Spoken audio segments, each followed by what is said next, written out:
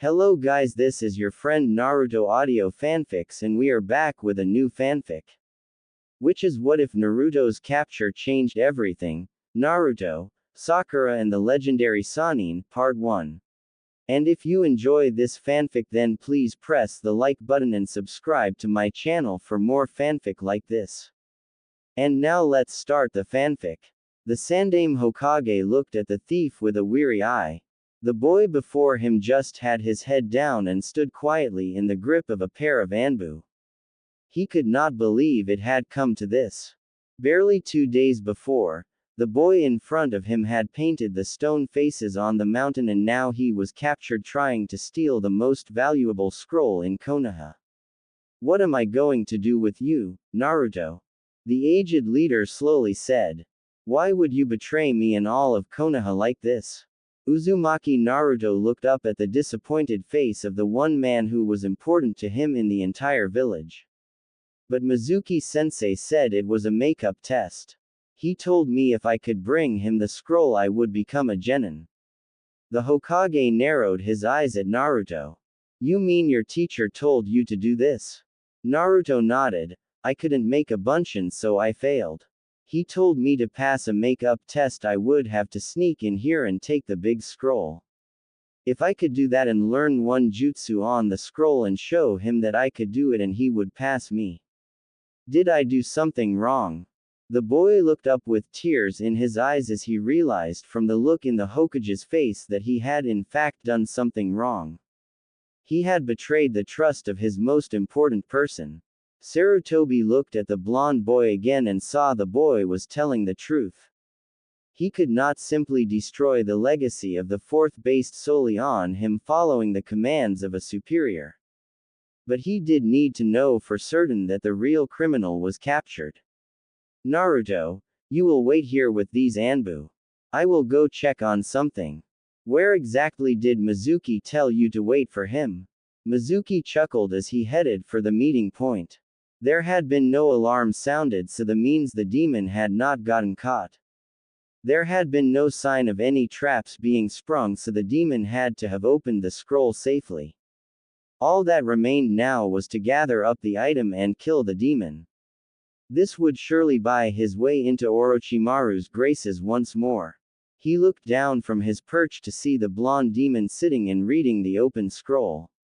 He chuckled before leaping down near the blonde. Good job, Naruto. You got the scroll I see. Very good job indeed. Now, just roll it up and back away, Mizuki told the blonde. But Mizuki-sensei, I managed to learn a technique like you told me to. Does that mean I get to be a genin now? Mizuki laughed. You actually believed me. Kami, you are a stupid demon. Demon. Why are you calling me a demon, Mizuki-sensei? Haven't you ever wondered why people shun you, Naruto? It is because you are responsible for the slaughter of so many 13 years ago. You are the nine-tailed fox trapped in human form. I am going to take that scroll and kill you now. I will have revenge for my family. Mizuki screamed out. The blonde did not look afraid or upset at Mizuki's outburst. In fact, he stood up and looked very disappointed. You should really know better than that, Mizuki. But I think we have heard enough, would you not agree, Hokage-sama? Indeed we have, Iruka, indeed we have. Sarutobi stepped out from behind the building along with a team of anbu. The blonde, Naruto, puffed with chakra smoke revealing Naruto's other teacher, Iruka. Sarutobi spoke again. You are under arrest, Mizuki. If you resist, these anbu will strike you down. Cooperate and you might actually be free to see your fiancé Tsubaki again one day. Mizuki paused hearing his betrothed's name and surrendered quietly. Sarutobi sighed and stood next to Iruka as the anbu led off Mizuki. Now comes the hard part, Iruka. I have to decide what to do with Naruto. I appreciate your help in this matter and trust to your silence. I know Naruto has become important to you. Yes, he is, Hokage-sama. I had been out looking for him since I could get away from work. I was going to treat him to ramen since he failed his genin test. He tried so hard but he cannot seem to make a bunshin. I could even see the effort and I could have sworn I saw chakra around him right before he did a badly deformed clone, Iruka said. Wait, you said you saw chakra around the boy during his test? Iruka nodded affirmatively. But for chakra to be visible like that would indicate, Sarutobi trailed off his statement as he looked back toward his office. Iruka, come with me. I want to have you there when I talk to Naruto again. Iruka nodded and followed as Sarutobi leapt back toward the Hokage tower. The Anbu stood watch over Naruto as the boy sat in his misery. The woman in the cat mask was familiar to Naruto as she had been one of his many silent watchers over the years. He had tried to speak to them on occasion but they always shook their heads at him and indicated they were not permitted to speak to him before falling back into the shadows. She sighed softly behind her mask as this was not a duty she would have liked at any time. She could clearly see the boy had great potential but somewhere along the line, something had gone wrong. She could sense chakra from him at a level a Chunin would envy. She had filed reports often enough about the pranks he had pulled and his skills in planning and evasion were easily Chunin level. She assumed no one felt the boy was worth the effort. It really was a shame. The Hokage entered the meeting room followed by Iruka with some files. Kat nodded silently acknowledging Sarutobi's presence and moved to wait in the corner. Naruto looked up from where he sat and paled at seeing his primary instructor there as well. He flushed and tried to hide in his seat as Sarutobi sat and motioned for Iruka to sit as well. Naruto, what you told me earlier tonight was entirely correct. Mizuki himself did admit to telling you to come here and take the scroll. In this village, we do not lay the blame on the subordinates for following what they believe to be the legal orders of their superiors. Therefore, you are not to be charged with treason. You trusted Mizuki and he betrayed you. Naruto, I am disappointed in your actions but you have not betrayed my trust. Sarutobi smiled gently at Naruto. The boy smiled weakly and a few tears ran down his expressive face. Yes, he needed that reassurance. In spite of all his bravado, he is a fragile boy. Iruka opened the file with Naruto's name on it. Naruto's grades in the academy are definitely not the best, Hokage-sama. He has failed the exit examination 3 times now. He grades show him as poor in taijutsu, poor in ninjutsu, inadequate in genjutsu, poor on throwing weapons, inadequate in tracking and evasion, inadequate in stealth, poor in written work. I thought Naruto was doing much better than that in his grades. Sarutobi glanced over at Naruto who wilted slightly under the glare. Begging the Hokage's pardon, Kat spoke up. Yumino-san is incorrect in Uzumaki-san's ability in stealth, tracking and evasion. I personally have observed several of his pranks, and other Anbu would concur with me that for his training level, his rank should be outstanding.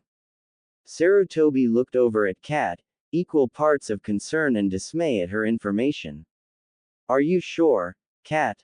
He inquired. As I said, Hokage-sama, Uzumaki-san has shown outstanding ability in regards to stealth, tracking and evasion in his many dealings with the after effects of his pranks.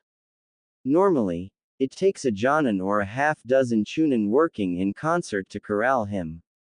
We Anbu, who are assigned to observe him, remain away from such things as ordered by you. The sole exception to the trouble in capturing Uzumaki-san is Yumino-san here. He can apprehend the boy on his own. We feel that it is a deliberate action on Uzumaki-san's part in those cases. There have even been cases where he has managed to elude his Anbu watchers for up to 5 minutes as well. He normally is quite aware of our presence nearby but rarely the exact location. We put that awareness to experience and some innate ability.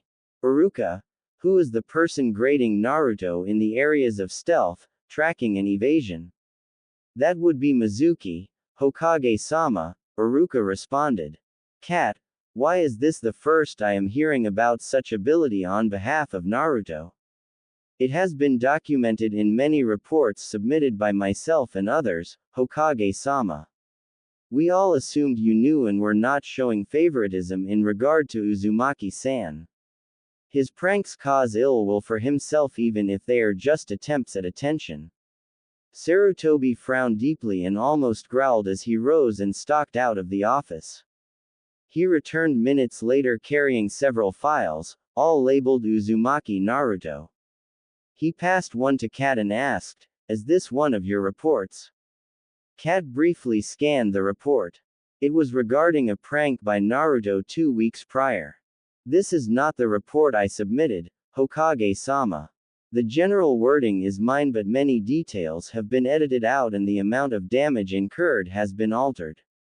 In this incident, only a single vendor's cart was touched, not a half dozen as the report states. There was no damage to the vendor's wares and this report states near complete destruction. Sarutobi had a true frown on his face now. Your reports all go through Koga-san, Cat. Yes, Hokage-sama. He is one of Danzo's former root members.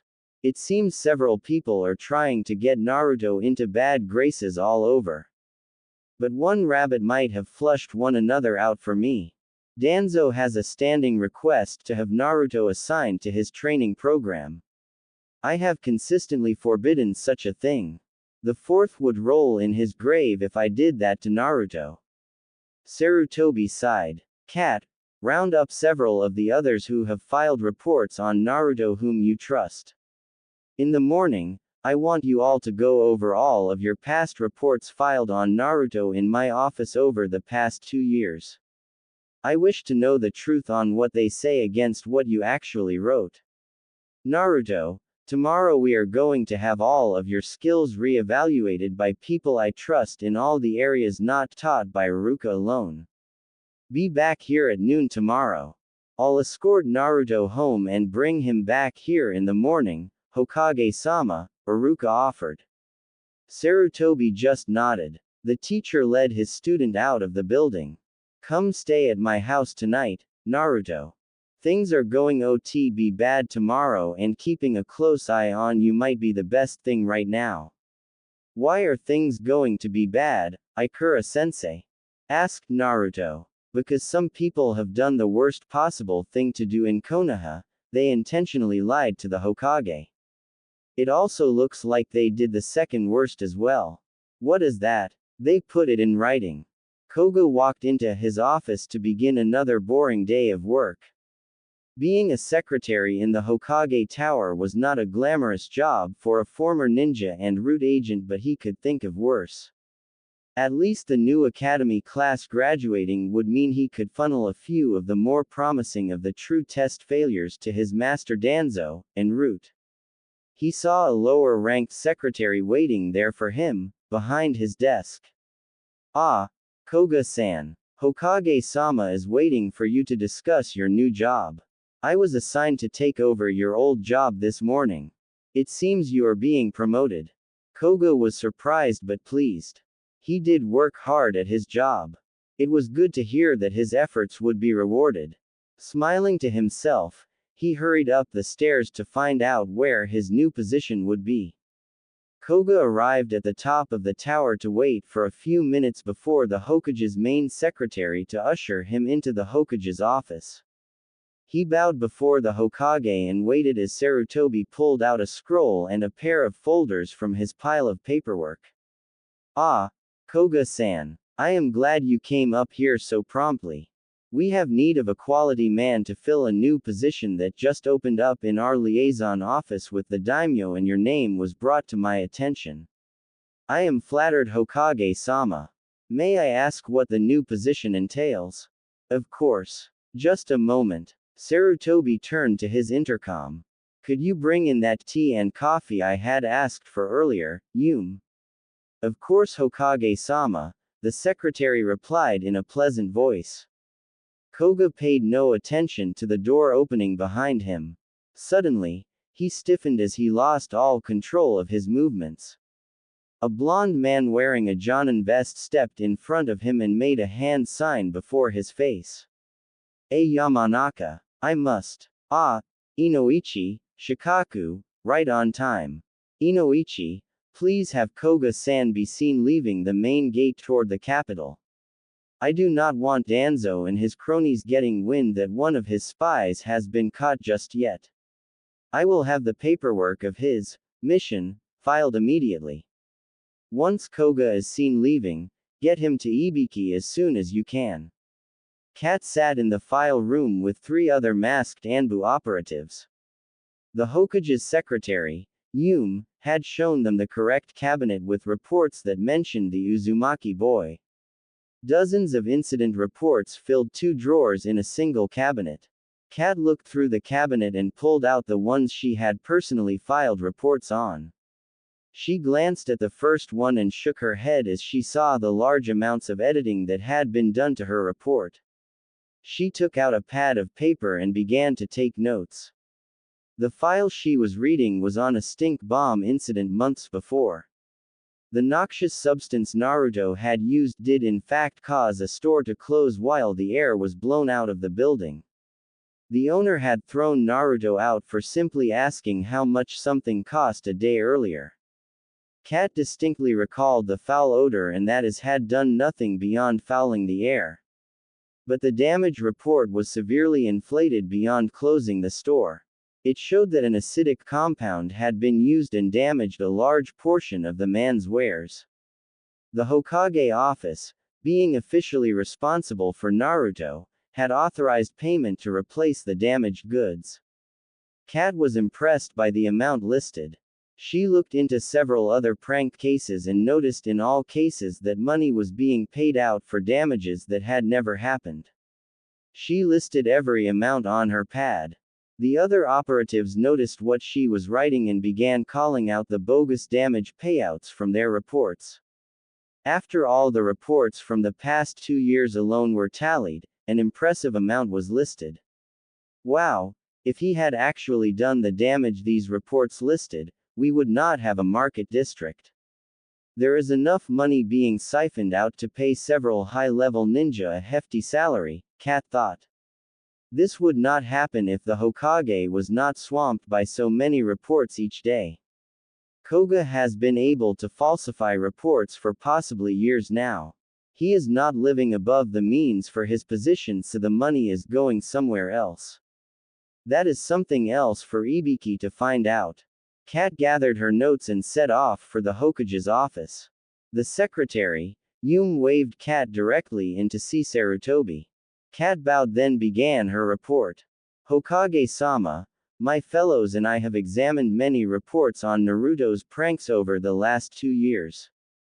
Our preliminary finding are that a pattern of falsehood exists in the reports and that monetary damages being paid out by the treasury exceed any real damage by a factor of 100 or more. In fact, from our own recollections, any damage actually incurred was more from people panicking than from malicious behavior on Naruto's part. Our knowledge of his pranks shows that they are intended to annoy and disrupt rather than hurt anyone or anything. Sarutobi nodded slowly. That last bit falls in line with Naruto's character. He is starved for attention, and even negative attention is better than none. Koga will have a lot to answer for, but we must move quickly. He will be missed soon. Kat, find Kakashi and tell him I need his old team for a secret mission. I will see him this afternoon once I have examined Naruto's performance. Iruka walked in the training hall with Naruto as the Hokage waited with a pair of Anbu bodyguards. Iruka stepped up and bowed to the Hokage. Naruto did as well after a light tap by Iruka. Thanks you for allowing Naruto to demonstrate his skills for you, Hokage-sama, Iruka said. Sarutobi smiled as he knew this would be less of a demonstration as a long embarrassment for the boy, but it needed to be done. Naruto, I know this will be a long frustrating ordeal for you, but it is needed to see what you know and where you have been taught incorrectly. First, run through the 5 standard katas of the Academy Taijutsu. Naruto looked lost for a moment before Iruka nudged him. Your daily exercise forms, Naruto. Naruto nodded and set himself into a stance but was immediately stopped by Sarutobi. What is that stance, Naruto? Naruto grinned. It's what Mizuki-sensei had me do every day. He said it was a special advanced form just for me while everyone else did the basic stuff. Naruto noticed the scowl on the old leader's face and realized something. Naruto's grin faded as he mumbled, "It's not, is it? Do you remember the basic moves, Naruto?" Iruka asked. I think so, Iruka-sensei. Naruto then went through what he remembered, but he was awkward and off balance the whole time. Once the boy had finished, he stood quietly as Sarutobi looked on. The aged leader remained silent before nodding slowly. I have seen worse. Now for the 3 basic ninjutsu. Replacement, transformation and clone techniques. I am well aware of your skill with transformation, so we can skip that one. Using the full hand seal sequence you were taught, replace yourself with the bucket of water on the other end of the hall. Naruto looked down. It doesn't work for me if I use the whole sequence I was taught. I was using one I saw the Sasuke use. Sarutobi waved Naruto closer. Show me the hand seals you were taught without applying chakra, Naruto. Naruto stepped closer and slowly went through the seals. The Anbu, bear, broke his silence with a mild curse. Sarutobi confused looked at Bear. You recognize that sequence? Yes, Hokage-sama. If he used that sequence, he could make a replacement technique work if he used a small amount of chakra. However, it is actually the sequence for a suicide technique designed to bury the user into the ground if captured. Naruto paled at that was muttered, I am glad I copied off the then. Sarutobi frowned again but continued, now for the clone technique, Naruto. Naruto groaned at hearing that but did as ordered. He made the seals and focused, but like in his genin test, he produced a single sickly-looking clone. Sarutobi rubbed his chin as Naruto looked downcast. Naruto, I want you to try again for me, but do something different. Use the same amount of chakra but focus on making 50 clones, not just one. Iruka and the Anbu all looked at the Hokage with puzzled looks, but they turned back at Naruto to see the boy focus once more. When Naruto cast his jutsu, the air around the boy shimmered and 50 clones of Naruto appeared. Iruka looked pole-axed at the sight of so much orange. Sarutobi smirked and muttered, I thought as much. Sir? Iruka inquired. You told me you could see chakra around Naruto when he tried to make his clone technique work. That means he was badly overloading it. Anbu, activate my privacy barrier seals on the hall. This next test would be felt clear outside the village without them if I am not mistaken. The Anbu complied and the walls glowed with a dim blue glow. Naruto, this last test will be the most important of them all. You remember the exercises back in the first year of the academy where you practiced pulling out chakra? The boy nodded. Sarutobi continued, then I want you to generate as much chakra as you can using that method. Naruto looked scared for a moment but stepped back. He made a single hand sign and held it as he focused. The boy began to glow blue as chakra swirled around him, which quickly grew into a blue-white sphere around him. Sarutobi was awestruck at the pure light surrounding the youth. Is that you maximum, Naruto? No. Last time I did this, Kara-sensei said I must be doing it wrong because no academy student should be able to do this. No. You are doing it correctly, Naruto. Focus and pull it all out. We need to know how much chakra you have. Pull until it starts to feel different. Naruto closed his eyes, concentrated harder and pulled. The orb around him glowed brighter still and doubled in size. The light was painful to look at and it continued for nearly a minute before dying down as Naruto tired himself out and fell to his knees. Sarutobi stepped up to the boy and smiled. That was very impressive, Naruto. Was that as much as you could make? Well, I kept going until I started to feel sick to my stomach. After that I just held it there. Iruka, why don't you go take Naruto for that ramen you were going to buy him last night? I need to take care of a few things before I can render my verdict. Sarutobi pulled out a number of bills and handed them to Iruka.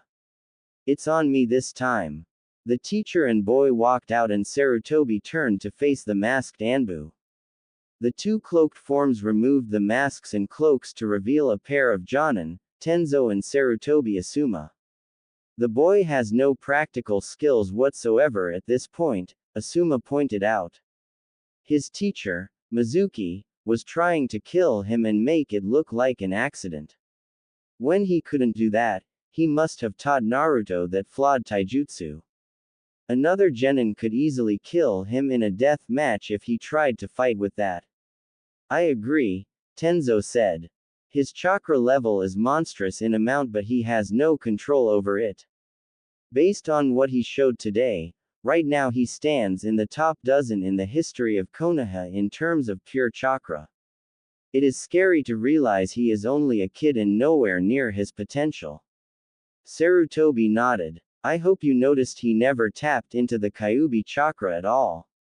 It was all his, one side effect of being its jailer. We cannot let him just go and be a civilian after this. Not with Danzo lurking out there waiting to try to claim him. The aged leader paused, but maybe that might be exactly what we want to happen. Asuma, remember back when you were a boy, all the trouble I had with weeds in our yard? The younger Sarutobi chuckled. Yeah, it used to drive you crazy, old man. They kept growing back no matter how many times you pulled them out. It took me getting a special herbicide to get rid of them. The weeds kept growing back because I could not get the whole root out. The herbicide ended up getting inside the weed and killing it all the way down to the roots. I am loath to use him like this, but in this case, Naruto will be our herbicide. With a little luck, he will get drawn into it and destroy the entire root for us. Naruto sat happily slurping down ramen noodles with Iruka looking on. The scarred teacher was amazed as always at how much ramen the boy could eat in one sitting. However, after seeing his performance at the Hokage's test earlier, he knew how the boy could manage it. His system burnt through the calories and converted it to a massive amount of chakra. Apparently, being the container for the Kyuubi had a few unknown side effects on his body beyond the whiskers. He is going to have gone through the money Hokage-sama gave in another 2 bowls. I had better get him to slow down. Naruto, hold on a moment, Iruka spoke up to the blonde. Do not forget your manners in front of Ayame. I know I taught you better than that. Naruto paused and blushed heavily as he looked up sheepishly at the cook's daughter Ayame. The young woman smiled at Naruto and ruffled his hair. Don't worry too much, Naruto. I know you're not doing it to be rude. At least you never spill or make a mess on the counter. No way, Naruto exclaimed. That would be wasting ramen. Both Iruka and Ayame chuckled at the blonde boy's seriousness about his ramen. Naruto composed himself and ate at a more normal pace for 2 more bowls when Iruka spoke up again. It's time to head back to Hokage-sama's office and find out his decision, Naruto. Naruto paused before nodding and slowly stood up to leave. Iruka loudly cleared his throat. Naruto just looked at Iruka confused until Iruka cleared his throat again and nodded his head towards Ayame. Naruto looked confused for another moment before blushing and stammering out a quiet thank you to Ayame. The woman smiled warmly and bid the pair goodbye as teacher and student headed off to meet with the Hokage. Sarutobi Hiruzen was suddenly feeling each of his 69 years as he looked at the earnest blonde bundle of energy before him. He knew his decision would break the boy's heart, but it needed to be done. Naruto, after seeing your performance and taking into account the recommendations of the Anbu I had observing, I cannot grant you genin rank at this time. Naruto just sat as the Hokage stated his decision and the boy hung his head in despair. Iruka spoke up, but Hokage-sama, Naruto does try very hard and has immense potential that would make him a fine ninja one day. Sarutobi nodded, I agree that he has potential. But right now it is only that, potential. I will grant that some of his failing have come from deliberate attempts to sabotage his education. However, his lack of effort on his own part has also contributed to his poor performance. Skipping class to perform pranks does not constitute good effort, Naruto. Naruto tried to make himself seem even smaller in his chair. Taking everything into account, I will grant Naruto one more 6-month period in the remedial class at the academy. This is where those who failed to pass their Jonin sensei's test are sent. Failure there will result in permanent dismissal from the ninja program and being sent to the daimyo's samurai legion as a conscript. Do you understand, Naruto? Sarutobi glared down at Naruto with all the force of his office behind him. Naruto could only pale and nodded slowly. Sarutobi nodded crisply and muttered, You are dismissed. Iruka fought back a glare at his leader and ushered Naruto out of the office. Once the pair had closed the door behind them, Sarutobi slumped down and frowned. Naruto sat in his apartment that night and did nothing. He could not sleep and he had no appetite, even for ramen. His dreams were going down the drain and he would never be Hokage unless something changed. A light tapping on his window brought him out of his stupor. He pulled a kunai from under his pillow and quietly made his way over to peek out. He did not see anyone. Slowly, he turned to see the Hokage standing in his apartment. Anger boiled up in Naruto as the aged leader just stood in silence. What are you doing here? The boy yelled out. It's bad enough you are taking away my dreams, but now you have to come taunt me in my own apartment. No, Naruto. I am not here to taunt you. I am here because I need you to do something for me. Why should I do anything for you? Naruto hissed out with tears in his eyes. Sarutobi held out a folder. First, read this report. Naruto hesitated before taking the folder and reading the short report on a prank of his a few weeks earlier. The boy paled and looked shocked. I didn't do that kind of damage. Sarutobi nodded. I am aware of that. However, someone is trying to make it look like you did. I have a few ideas on whom, but I must keep those secret for now. Are you willing to listen to me now as I explain a few things? Naruto nodded slowly and Sarutobi pointed to the bed. Both sat as the Hokage began his explanation. I know you wish to become Hokage one day, Naruto. Being Hokage is about a lot more than being respected or in charge. Sometimes it is making a tough decision on who will live and who will die.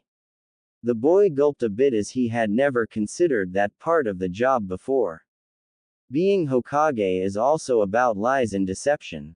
What I did today was setting up something that will be very important for the future of this village and everyone in it. It involves you directly. There are people within the village who want to use you as a weapon.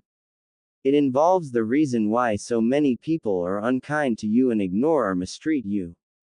I need to tell you about this reason before I ask you to do something for me. Do you remember your classes on sealing, Naruto? Sort of. Iruka-sensei used chakra to put stuff into a scroll to make it easier to carry. That is one use for sealing and the very one I was hoping you would recall right now. After Iruka sealed the items into the scroll, did the scroll stop being a scroll? No, it was a scroll with a bunch of kunai in it. Good. Keep that in mind as I get to the next part. What happened the day you were born? The Kyuubi attacked and the fourth killed it. He died doing it. Sarutobi nodded. That is what we tell everyone, Naruto, but it is not entirely correct. The fourth did stop the Kyuubi and he did die doing so, but even he could not kill a Biju. Instead, he sacrificed his life to call upon the power of a death god to seal the Kyuubi inside of a newborn baby. Inside of you, Naruto. I have a demon inside of me. Naruto was on the edge of panicking. Naruto, calm down. Calm down. How can I calm down? Is it gonna eat me? It's going to eat my soul, isn't it? Sarutobi grumbled and slapped the hysterical boy. You hit me. Yes, I needed you to stop ranting. Now, are you a demon or are you a person that is keeping a demon trapped? Keeping it trapped, I guess, Naruto said quietly. That is correct. When you were a baby, I passed a law making it a crime to tell anyone who did not already know about your condition. The only ones who are supposed to know are all adults now, and they should not be telling anyone else, but they are anyway. That is why so many people go out of their way to ignore you or treat you poorly. I have tried to do what I can, but even a Hokage can only do so much. But why not? Why do they treat me badly like they do? Mostly because of fear, Naruto. A single person can be smart and fearless, but get a group of people in one place and they become stupid and cowardly. Like a Yame at the ramen stand. She knows about your secret, but does she treat you badly? No, she is really nice to me. She sees who you are, Naruto, not something to be afraid of, just a sad lonely boy who wants to have some ramen.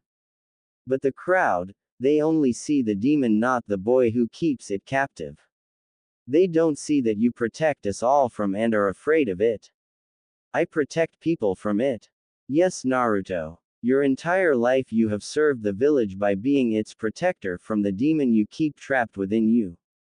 But, why did you threaten to send me away from here into the daimyo's samurai legions? I was getting to that, Naruto. I have a problem and I need your help to solve it. I do not want to just use you without you knowing about it, but I needed to make a point in public that people will know and talk about, and I did not have time to ask you first. This is one of the difficult decisions a Hokage has to make that I mentioned earlier, Naruto. There are people who do not have the best interests of Konoha in their hearts. They just want power for themselves. They know you are special to me and that I have watched over you for years. I needed to make it look like I was angry with you and was pushing you away. This way they will creep out from their hidden places and approach you. They will make offers to you and try to use you to get more power for themselves. These same people wrote the lies in the report I showed you earlier. So I should tell you right away if they come to me. No, Naruto. I want you to pretend to go along with what they want you to do. Their leader is the one I am after, not the little minions. Once they think they have you in their clutches, they will take you to him. That is when I will get him and take out the whole root of this problem at once. It sounds important. What if I can't do it? I think you can, Naruto. But I leave the choice to you. You have options. You can reject my mission and go through the remedial class and try to pass in 6 months. Iruka will be checking on your progress weekly to ensure you are being taught correctly. That alone should give you the skills you need to pass with no problem. If you accept my mission now, you would become an official ninja of Konoha, but no one will know about it except me until after your mission is complete. Naruto was about to shout his acceptance when Sarutobi stopped him.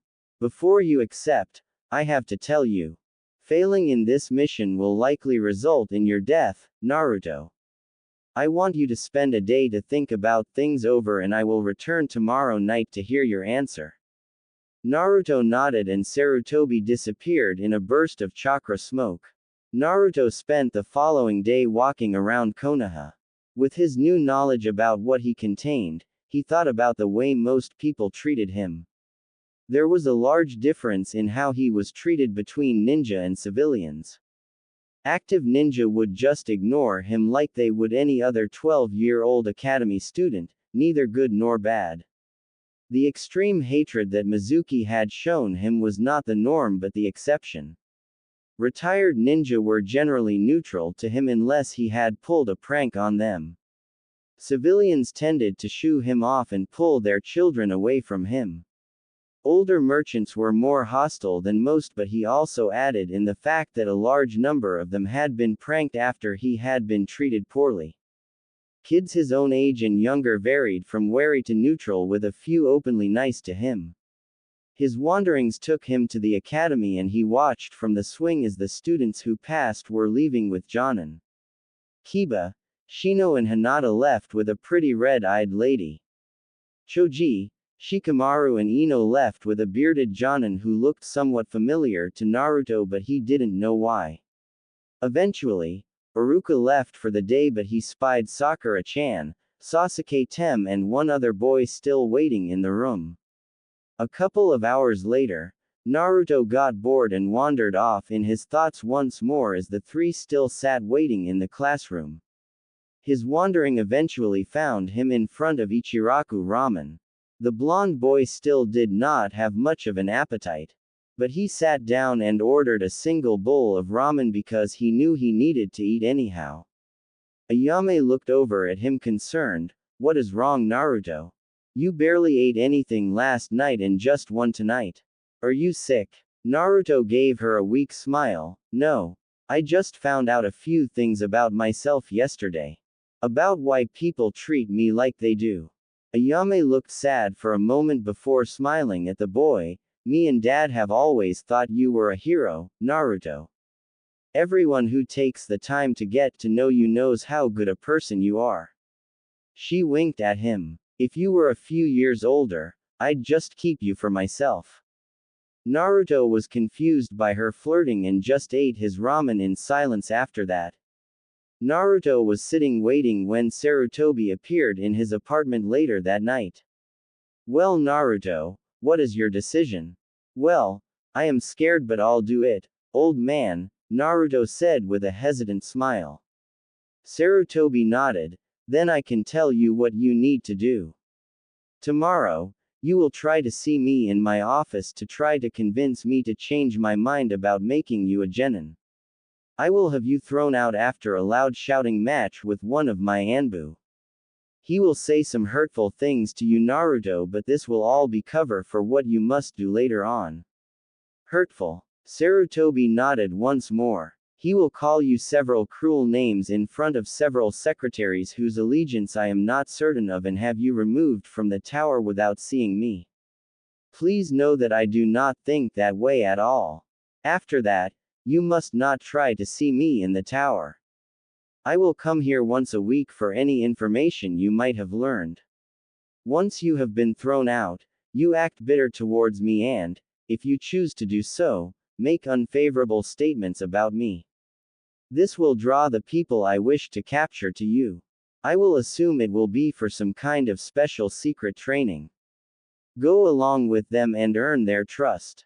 In time they will take you to see their leader. I believe him to be the man named Danzo." "The limping bandaged guy?" Naruto asked. "You are an observant one, Naruto." "Well, he is always looking at me whenever I see him. I figured he was some kind of perv or child molester, so I would stay away from him when he wanted to talk to me."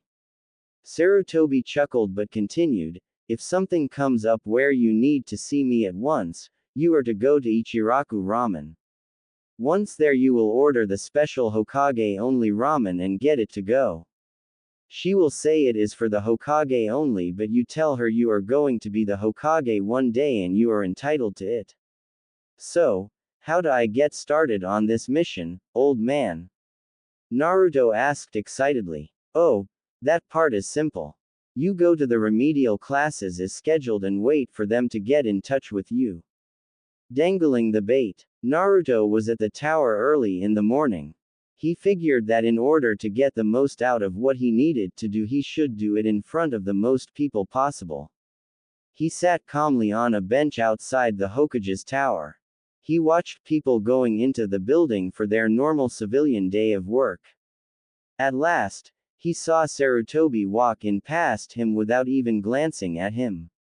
"Hey, old man," Naruto called out in his loud but friendly way. I need to talk to you. Unlike all the previous times Naruto had called out to him, Sarutobi continued on without turning and entered the building. His Anbu bodyguards had barely glanced at Naruto. Stealing himself, Naruto ran into the building after the group. Hey, wait a second. He cried out as he trailed the Hokage up through the building. Please, Gigi, I really need to talk to you about this. He made himself sound desperate as they passed many lower-level offices. Heads peeked around desks as the boys' shouts drew more and more attention. Naruto finally got to the office door and tried to enter like he normally did when he came to the tower. His hand was stopped by one of the Anbu guards taking hold of his wrist. Hokage-sama will not see you, child. He has no more time for the antics of a failure, the bear-masked guard said in an even tone. I am not a failure. Naruto yelled out. I am going to be Hokage one day. You'll see. He pulled his hand free and reached for the door handle once more. Naruto suddenly found him face slammed into the wall with his arm wrenched behind his back in a hammerlock. Ow!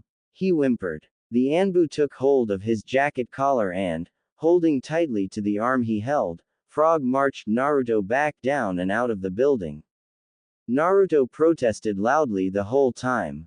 Once outside, the Anbu hurled Naruto to the ground and spoke in the calm even tone Anbu are normally heard in. Uzumaki-san, you are barred from returning to this tower without being summoned from the Hokage or one of the officials within who require your presence. If you return without being summoned, the Hokage will allow the charges he is holding back for the defacing of the monument to proceed and you will be arrested and placed in prison for treason. Do you understand what I have said to you? Naruto sat in the dirt and slowly nodded.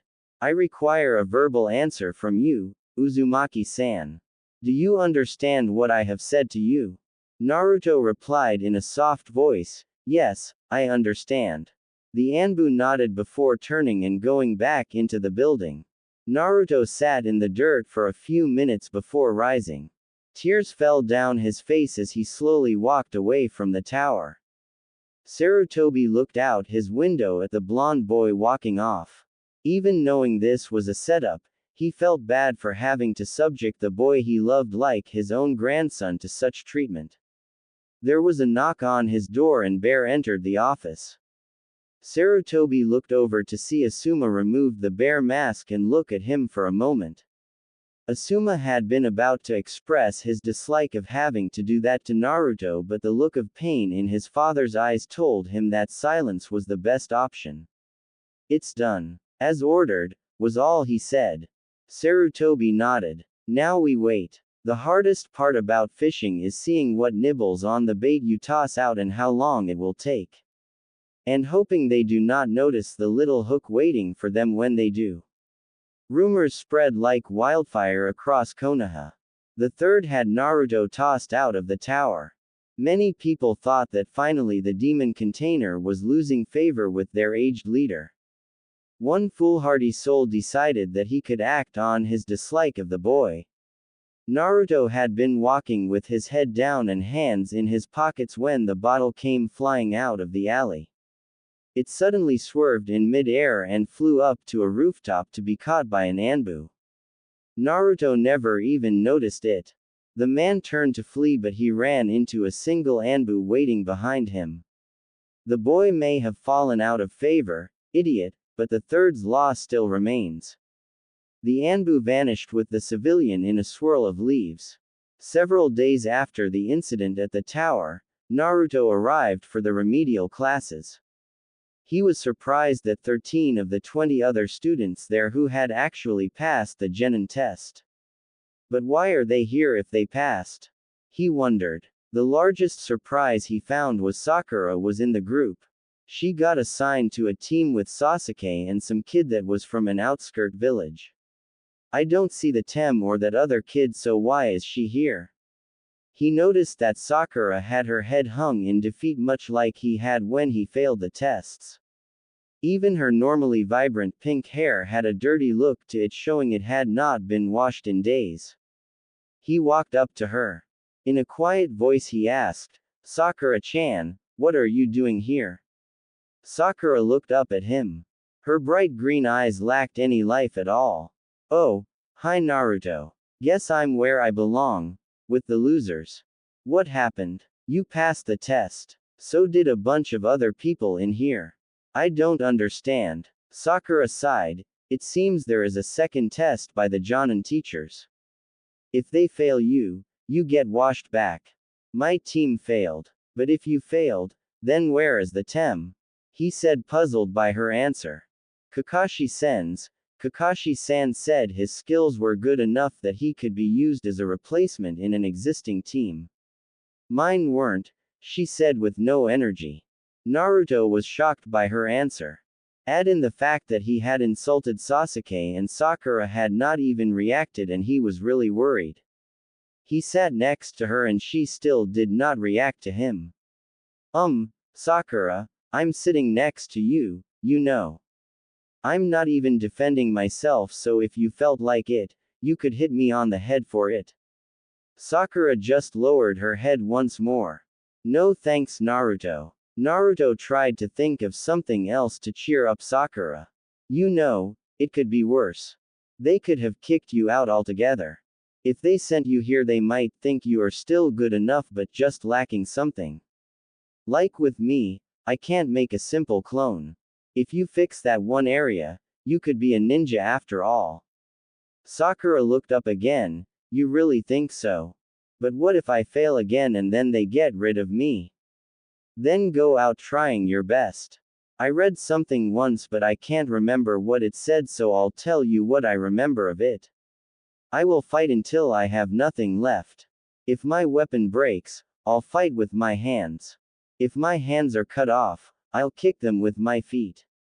If my feet get cut off, I'll crawl along the ground and bite them. If they kill me, I will still win by getting my blood on them and ruining their clothes. Sakura chuckled at the corny last line Naruto said as his grin seemed to lighten the mood she was in. That was horrible and I never heard of anything like that, Naruto. But I think that was something like a samurai's motto.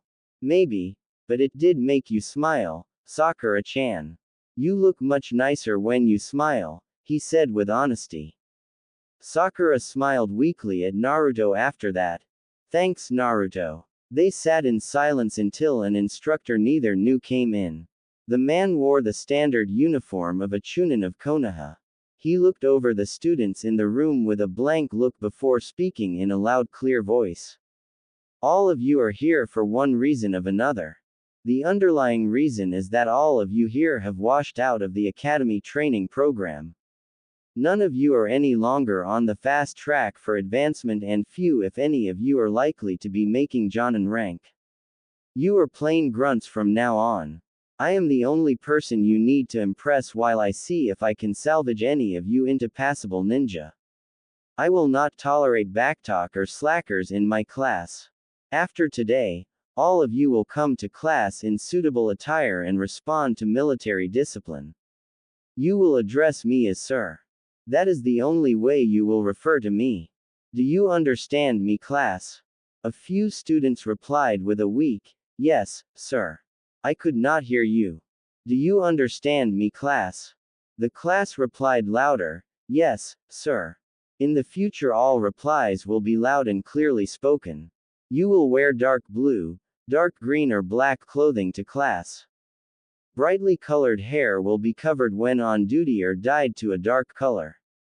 It will not be loose below your neck. He glared at Sakura and Naruto specifically on those points. When I call on you in class, you will rise and stand straight before replying to me. Are there any questions for me? Naruto raised his hand slightly above his head. The instructor pointed at him, you, with the whiskers. Naruto stood up, rubbed the back of his head with one hand. Sir, I have no other clothes that could be used for ninja work. I don't have enough money to buy better clothes. For the current appearance of Naruto and Sakura, think of standard Konoha background ninja attire without the vest but with the type of head covering worn in the episode where they are in disguise as the Haze Ninja. Sarutobi normally liked going out and seeing the training of the various ninja under his command. This morning he felt too sick to do so. His need to force Danzo's hand was becoming too great. He had been forced to threaten not only Naruto but a person who had no connection to his plans. He remembered the perky pink-haired girl from Naruto's class and knew she should not be in that program. Kakashi had failed the team over poor ability and the lack of any sort of teamwork.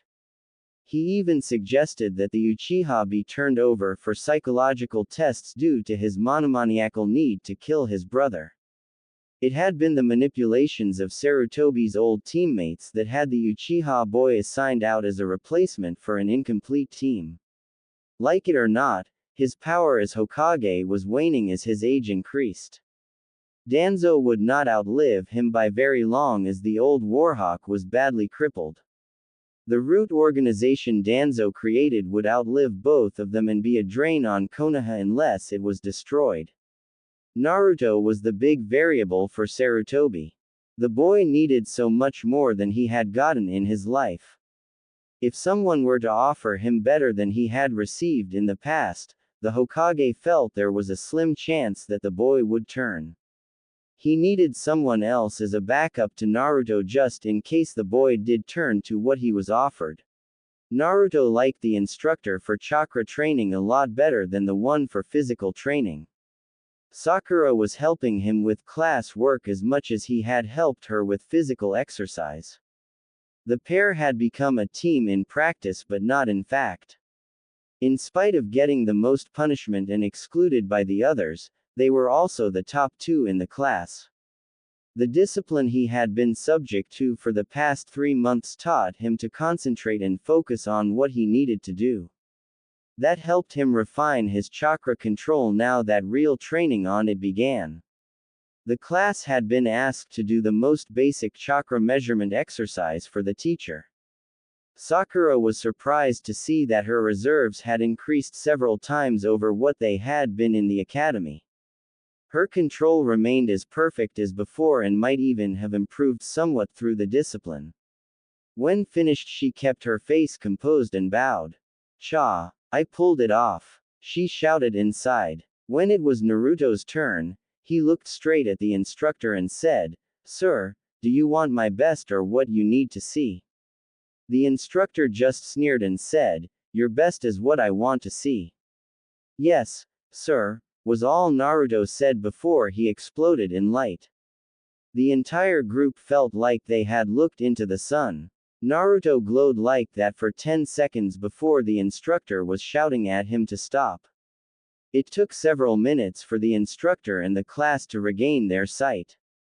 Naruto managed to hide his smirk before the instructor could see it. "Never do that again, Uzumaki. I will admit you have more chakra than anyone your age should have, but that is not a reason to flaunt it. You need to control all that power." "Yes, sir," Naruto replied. The instructor led the class outside. "All right, class. Now we will start your chakra control exercises. All of you have shown enough chakra to do this, so I want no slackers. Today I will show all of you how to climb walls and trees without your hands. You will use chakra through the soles of your feet to grip the tree. This technique is the basis for the tree and roof running you see so many ninja of Konoha use." The instructor walked up to the wall of the training area and with a slight push-off walked up the wall. He stopped about 20 feet up and looked down at the class. The most difficult part of this exercise is getting used to the way your perception shifts when in a plane that is not vertical. It is easy to become disoriented because gravity still works on you even though your feet are gripping the surface. That is why this is used mainly as a practice exercise and not a routine procedure. First step, lift one foot and place it flat on the wall. Mold chakra through that foot to get it to grip at the wall. Once you can lean back at a steep angle and have your foot remain gripping the wall, you get my attention and then you can switch to work on the other foot. Sometimes it takes a different amount on each foot to get this to work. You may approach the wall and begin. The class stepped up to begin. Sakura and the other girl in the class both managed to get one foot to work almost immediately. They raised their arms and were able to switch feet. Naruto was constantly applying chakra and having his foot pushing off from the wall. The jutsu instructor came up to each person in turn and told them what they were doing wrong. Each time he was telling the person to apply more chakra. He observed Naruto and growled out, "Way too much chakra, Uzumaki." Naruto applied less and less as his instructor told him until finally he managed to get the foot to remain attached to the wall.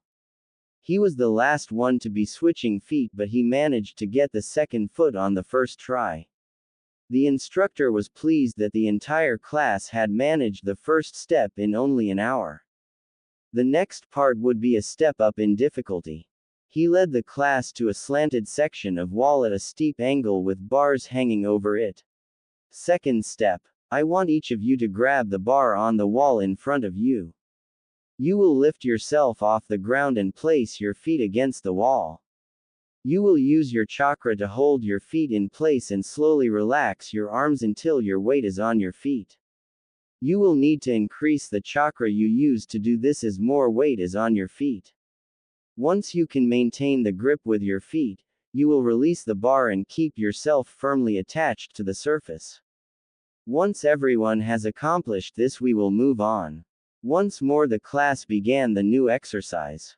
Sakura and the other girl were once again the first two to get it right, but Naruto was a close third behind them.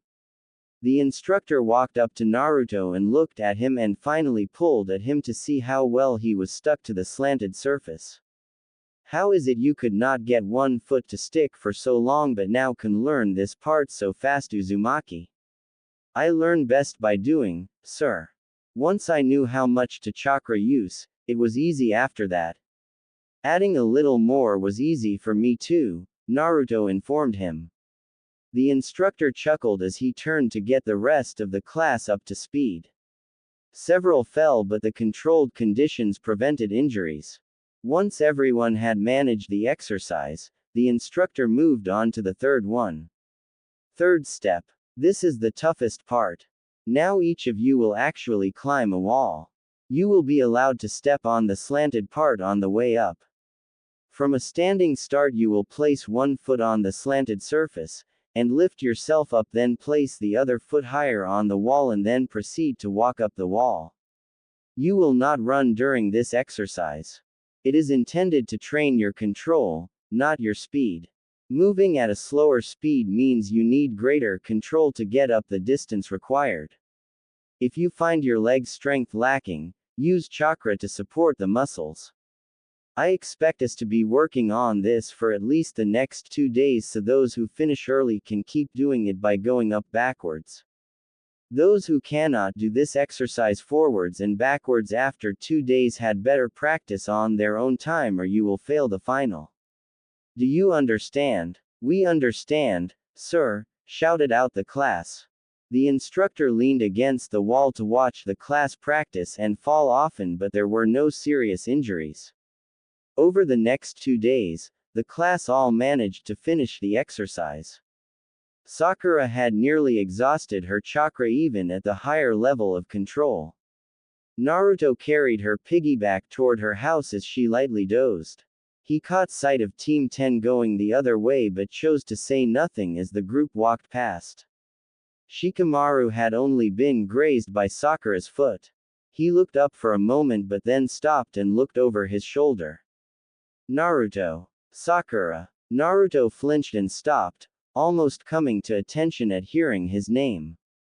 Sakura shifted on his back and groggily lifted her head off his shoulder, muttering, "Here, sir." Choji, Ino and Asuma all stopped once Shikamaru had turned back to see what was wrong. The remainder of Team 10 saw Shikamaru talking to a pair of ordinary military ninja, with one being carried on the second's back. Asuma shifted to one side, recognized Naruto's face and frowned.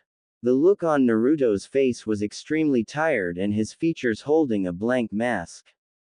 The girl on his back was even more tired and looked like she had just woken up. But the thing that most disturbed him was their eyes. They were not so much empty as they seemed guarded and hiding their emotions. He would need to talk to his father about this. Shikamaru looked over the pair with a critical eye as he took in their appearance and physical state. He needed more time to think about this. We haven't seen either of you since graduation. We were just going to get some barbecue. You want to come? Asuma frowned at first, but Shikamaru glanced back at him with a look and he spoke up. That's an excellent idea, Shikamaru. He waved Team 10 into motion and Naruto followed along, still carrying Sakura. Asuma got them all into the restaurant and had Naruto and Sakura in furthest against the wall. Ino slid in next to Sakura and Choji outside of Ino. Shikamaru got in next to Naruto with Asuma taking the outside seat. Sakura and Naruto both sat there as Team 10 ordered food for the entire group. Ino began to talk and ask them questions. Asuma noticed neither one made a move to remove their hoods, so he spoke up. You can take off the hoods now. Naruto spoke up. We are still on duty until we arrive at home, sir. We are supposed to be in uniform on duty. Asuma nodded. Well, I am a jonin and I say you are off duty while you are in here eating, so take them off. Both Naruto and Sakura pulled the hoods off their heads and Ino almost freaked when she saw the state of Sakura's hair. Damn, forehead, what did you do to your hair? It's almost as short as Hinata's now. It was in the way and I didn't have time to roll it back up into a bun, so I had to cut it or do 50 push-ups for being out of uniform, Sakura replied in a tired voice. It was below my neck. Ino looked over at Asuma in shock as he nodded. But my ponytail goes almost all the way down my back. And I don't have to wear that hideous uniform. Why do they have to? She asked her teacher. Asuma sighed and slid into lecture mode. They both washed back from the elite program into the standard military ninja program. The elite program that you are in, Ino, is what most of the world sees of our ninja. The elite program gets the high-profile missions that make a village famous and get the village a lot of money from clients who wish for the ninja they hire to be seen. The elites also tend to be the more powerful ninja of a hidden village and get unique reputations. Genin in the elite program don't have to wear standard uniforms, so they can be seen in public much easier. Most Chunin and Jonin in the elite program tend to move to a more military style of dress so they do not stand out as much to the enemy. Standard military ninja are a different group. They wear uniforms all the time. They get the quiet missions and the dirty missions. They take guard duty in Konoha. They keep the village secure and handle all the things that we take for granted with our elite status. They also rarely get high-profile missions and few advance to Jonin rank. However, a large portion of Anbu is drawn from the best of them. When someone fails out of the academy due to lack of skill or failed by a Jonin sensei, they get sent to the military ninja basic training to see if they can still be useful as a ninja. But, Sakura was smarter than I was, Asuma-sensei, Ino protested. She should still be one of us. No, Ino, Sakura said quietly. Yes, I was smart, but I was also being very stupid. I spent all the time I could have been getting physically stronger chasing after Sasuke. Now I know better, but I am not going to quit. I can't quit now. I have to get through this to the end. Why not? Ino blubbered out. You can always quit the program if you are not a genin yet. Naruto looked across the table at Ino. If either of us tries to quit or fail out now, Hokage-sama is going to send us to be conscripts in the daimyo's legions. What are the daimyo's legions? Choji asked. Asuma spoke up. They are the military forces that answer directly to the daimyo as opposed to the Hokage. Normal professional soldiers who have no chakra are people who wanted to fight but not be ninja. Local militias, police forces and conscripts are also a part of the legions. Conscripts are basically slave labor in the legions. Few conscripts survive their terms of conscription. If Naruto and Sakura are sent there, it would be a horrible and short life. Ino paled. What would happen? Asuma looked down. Naruto would be the lucky one. He would likely survive. He would be little better than a pack mule and he wouldn't get to fight, only do drudge labor. Sakura. Asuma paused and looked up at Sakura. He saw a slight spark in her eyes and she nodded slightly.